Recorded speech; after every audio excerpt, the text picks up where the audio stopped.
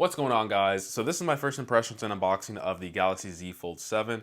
Now, this is going to be a bit different from my other first impressions because I actually know nothing about this product. I just bought it online and now I'm doing my first impressions. I am familiar with the foldable space. This is the Fold 6 and I have been using the Fold for the past couple of years, like 3-4 years.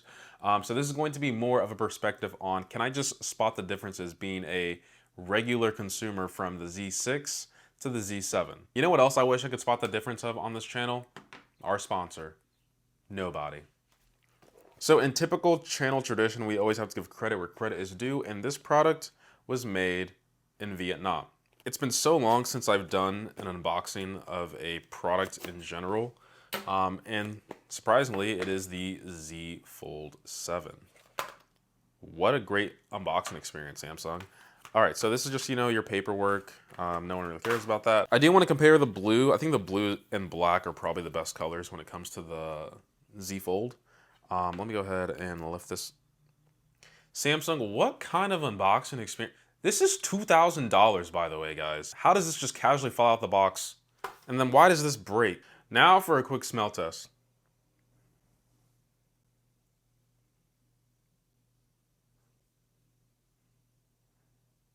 Smells like vanilla. On the left is the Z Fold 7, on the right is the Z Fold 6. I haven't transferred all my apps, I just got all the base stuff there, but right away you can already see in terms of the overall dimensions and the sizing of the device that the 7 is bigger. It's slightly longer and it's also slightly taller. The other thing that I want to mention as well that I think Samsung has finally nailed is how thin the product is. It's getting closer to what I felt on like the OnePlus Open. That was a fantastic device. I do feel like this is just way too big going back to it, whereas this form factor and the weight just feels much better. From what it looks like the cameras have been approved as well. They just look like much bigger lenses. I know that's been a big complaint from the Fold community. For me, I've been completely satisfied, although I would have liked to have that Samsung S25 Ultra cameras, but I'm completely satisfied if it's like a blind test. The front face, like I said before, it's much bigger than what we have on the Z Fold 6, so I'm happy to see that the outer display gets more love and more usability there.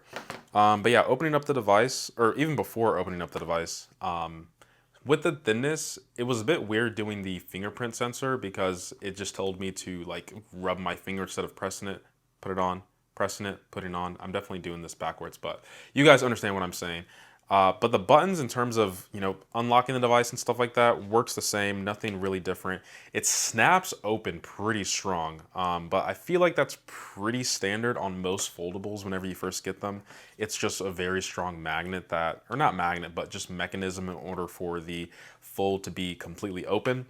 But yeah, as you can see, I think this feels better as of now. It might just be, it's the new shiny kid. I just enjoy using this newer one versus the old one. It does sit a bit wider, so if you do have small hands, this might be a bit harder to hold. Feels closer to like an iPad mini. I think the iPad mini is slightly taller, but in terms of like reading and stuff like that, since the outer display is bigger, thus the inner display is bigger, for reading and just stuff like that, I think it's going to be a slightly better experience.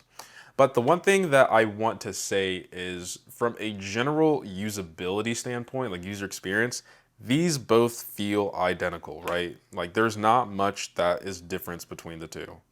Let me just go over to the display, see if there's anything that I can change. So light mode, dark mode, pretty standard. In terms of the smoothness, probably 120. Oops, I did not hit the right one.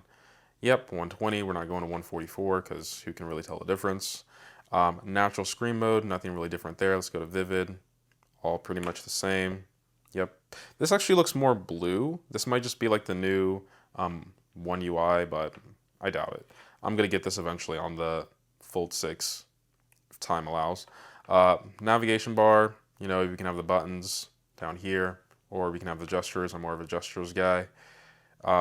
Yeah, everything just looks the same. I actually think these colors are probably based off of whatever UI that I have on the Fold 6. So this is actually running One UI 8. Like I suspected, this is running a newer version, so that might be why the colors are a bit different. 5G is there, but I don't see the dedicated like 5G ultra wideband anywhere. It's probably just integrated into the overall chassis. I have to say, the thinness of this device is amazing. versus on the Fold 6, you can see the ultra wide band right there. Wow, this just feels chunky. Anyway, going to the actual product itself, it's a little harder to open up, to be honest, but anyway, let's go over to YouTube. Let's just do a quick video test, see what we are working with, because there are things you might not like about the Fold when it's open when you watch content. So let me just go ahead and crank this up to that good old 4K. Move this out the way. That rhymed unintentionally. So long way wise, you can see that the hole punch for that camera is there. I actually want to bring this up on the Fold 6 to see if it's there. So this is a nitpick. I don't know if this can be fixed with One UI 8 or if this is just a physical hardware change that they did with the Fold 7. This might be where it might be wise for me to read the, changes that have happened on the Fold 7. But once again, I'm going into this blind. You can see the front camera, so I'm hoping that the overall quality of the front camera is better. Otherwise, in terms of a user experience, watching stuff on a tablet foldable device, you don't want this at all. You want something that is a bit more hidden. This seems a little bit more innovative. I would rather have a slightly worse front-facing camera and a better watching experience than a better front-facing camera, and then I just have to deal with this hole punch. But regardless, that's what we're gonna have to deal with. That, by the way, that's Sonos. They know how to make a good smelling product. Okay, so in terms of multitasking, I'm pretty sure it's still more or less the same. So if I were to open up the settings here, drag it there, you can do this. Personally speaking, I'm not that big on multitasking. I know there's TikToks videos and stuff like that where there's just people talking over a moving video. I don't really do that. And by the way, if you want to bring up not the Samsung wallet, I'd say this is probably the best way that I actually use my foldable device, where if I'm watching a video, I just have it somewhere on my screen. If I don't need it, I just toss it to the side. I don't like having the split screen there unless I'm doing actual work, where if I'm reading an article and I'm coding or I'm SSH into my machine, that's where it makes the most sense to me. But this is actually not bad, right? See, in terms of this as a user experience, since I'm not blocked by this front hole punch, this is great. Let me go ahead and turn up the volume. I think this is gonna take probably 2 to 3 minutes. Hold the back of your iPhone, okay. Now, to be completely honest, this sub for $750, this better be Earthquake 10.0. This is in, please no 10.0 Earthquake, we'd all die. Okay, let me test out the speakers here. On the bottom, it is. So let me go ahead and share my screen. So I'm at work. I'm suspecting this is gonna take probably 2 to 3 minutes. Hold the back of your the bedroom, not bedroom, my bad. It's in the living room. So it says there's an update that. This is a slight difference, very, very slight. They do sound more clear on the Fold 7, but there's more bass on the Fold 6. Obviously, with more room in the overall chassis, you have more room to put in, I guess, slightly bigger speakers for that bass frequency. But I'm completely fine with the Fold 7 speakers. I would probably take clarity over having bass. Haven't watched any movies, but regardless, 9 times out of 10, I'm watching stuff with headphones in. But for people who do watch stuff with the volume cranked up, you're probably going to want a better experience with the Fold 6 with that slightly more lower midtones or lower bass frequencies.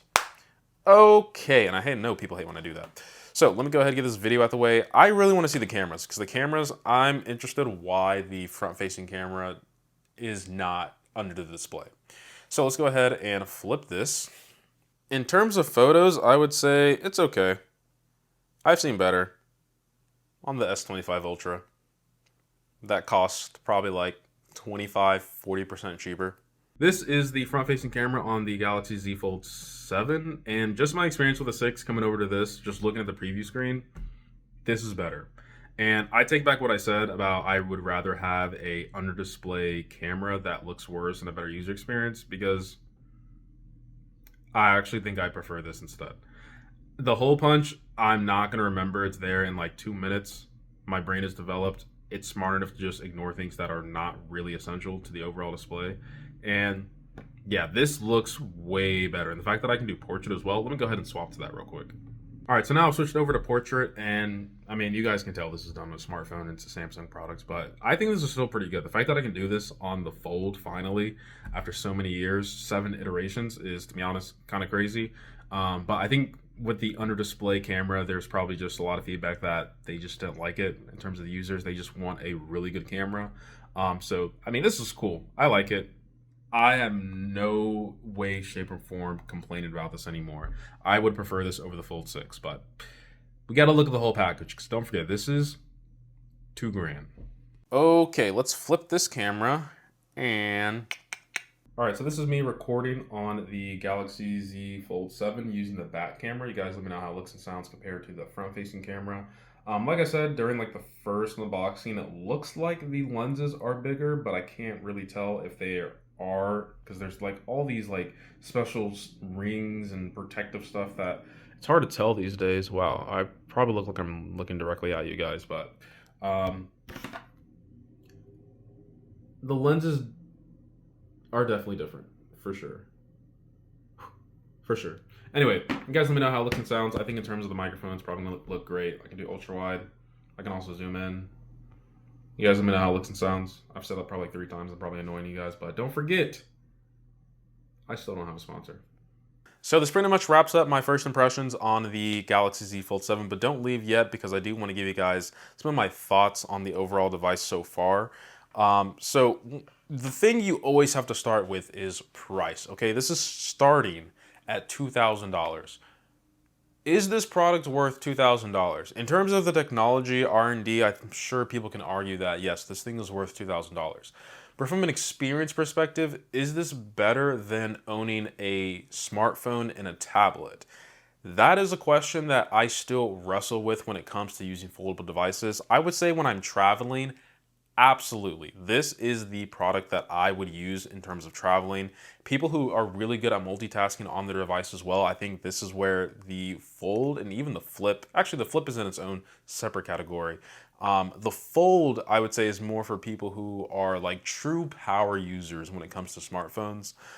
Whether those are gamers, business venture people, or you just want a better viewing experience when it comes to watching videos. Although I would argue $2,000 for this is a bit of a stretch, and you're probably just living in a different world like everyone else. There's nothing here on the Z Fold 7 as of now, from what I've experienced so far, that is making me want to jump from my Z Fold 6, because from what it looks like, it's pretty much the same. Without a doubt, the front-facing camera on the Z Fold 7 is better than the Z Fold 6, but I'm not really using this phone for taking cameras, and 9 times out of 10, I'll probably just use the back camera anyway if I really want a really good photo.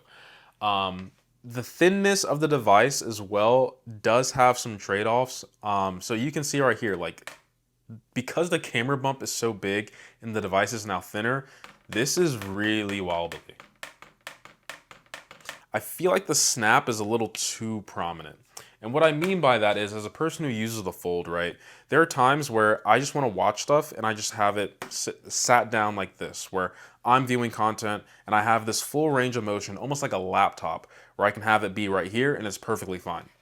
The Z Fold 7, however, since I don't know if it's a fresh hinge or something, it just wants to continuously snap open no matter what. Like, I really have to be at like 50% for it to stay open. But this isn't a really great experience if I'm watching a video, having lunch or something like that, and I'm out and about. Whereas on the 6, look at this range of motion. Look at this range of motion. Look at that. This, even right here, it wants to like force itself open. Right here, snap open. Snap open. Snap open. And people think I'm not doing this intentionally. Look. You see? I'm not crazy. This is stuff people probably don't even talk about when it comes to the reviews and stuff. Like, look at this. How am I supposed to... I don't want this opened all the way. What if I want to play as if this is like a Nintendo DS or like a Game Boy SP? I don't want this to be fully open. Look at that. Whereas this... Like, come on. Okay. That's besides the point. S25 Ultra, I just think, is one of the greatest smartphones that you can get nowadays, even like the S24 Ultra. And I just think that experience in terms of using it as just like a regular phone beats the Fold hands down, whether it's in the closed state and sometimes even when it's in the open state. And then when it comes to a tablet experience, I don't really have use for a tablet these days. I think with how big smartphones are, I'm pretty satisfied with that. Um, and I think people who really multitask, that's where the Fold comes into play. And I don't really multitask that much unless I'm like trying to read an article online and I'm like SSH into my computer. But 9 times out of 10, I'm probably on my computer anyway. And I think reading on a smartphone, like in terms of this front display is completely fine for me. Sure, is this better? Without a doubt. Reading articles on this screen is without a doubt better than reading it as if it was just on the front display.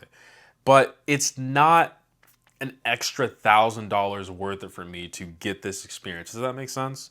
Other than that, in terms of the thinness, I would say it's just like, I hope the battery life has been improved.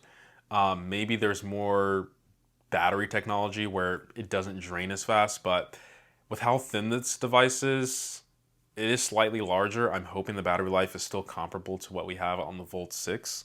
The Fold has always kind of suffered bad battery life just because the displays that need to be ran on these devices are just, they're powerhouses, okay? And the people who should own these products are power users of smartphones or business people who really need to optimize their workflow where they can take advantage of multiple things going on their display. Like let's say they need to be in like a Teams call while also, I don't know, doing something else.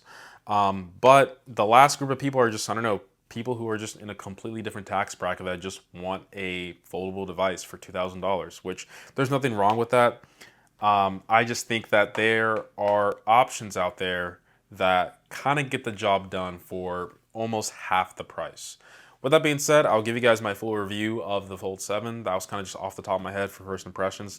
Let me know what you guys think of the Fold 7. Like I said before, the Flip is in a different category. Just simply due to price. The Flip truly is an amazing phone, and I do think that can replace phones within that $1,000 price range. But yeah, let me know what you guys think. Appreciate every single sub, like, and comment. And as always, guys, that was a terrible snap. Much love. I am a person who has been using the Fold since the Fold 6, the Fold 4. What's going on, guys? What's going on, guys? What's going on, guys? What's going on, guys? What's going on, guys? What's going on, guys? What's going on, guys? What's going on, guys? So this is my first impressions and unboxing of the Galaxy Fold. What's going on, guys? So this is my first impressions and unboxing of the Galaxy Fold 7. How has this been 3 minutes? So in typical channel, so in typical